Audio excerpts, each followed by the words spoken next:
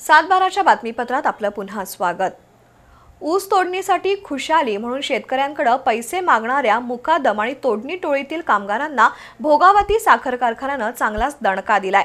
अशा प्रकारची रक्कम घेतल्यास संबंधितांच्या बिलातून ही रक्कम कपात केली जाईल आणि त्यांच्यावर कारवाई करण्याचा इशारा भोगावती कारखान्याने दिलाय। त्यामुळे ऊस तोडणी मजुरांच्या मनमानीपणाला काही प्रमाणात चाप बसणार आहे। भोगावती सहकारी साखर कारखान्याने ऊसतोडणी मुकादम आणि टोळीतील मजुरांच्या मनमानीला लगाम घालणारा निर्णय घेतलाय। ऊसतोड मजूर क्षेत्रानुसार शेतकऱ्याकडून खुशाली म्हणून पैशाची मागणी करतात। 1 एकर जमिनीसाठी 1 ते 2 हजार रुपये घेतात। ऊस अडवा पडलेला असेल तर त्यापेक्षा जादा पैशाची मागणी केली जाते। शेतकऱ्यांनी पैसे देण्यास टाळलं तर ऊस तोडणी अर्ध्यात थांबून टोळी निघून जाते। त्यामुळे शेतकऱ्यांसमोर पर्याय उरत नाही। परिणामी ऊसतोड मजुरांच्या मागण्यांची पूर्तता केल्याशिवाय शेतकऱ्यांचं काहीच चालत नाही। आता भोगावती कारखान्यानं अशा प्रकारे खुशाली मागणाऱ्यांवर कारवाईचा इशारा दिलाय।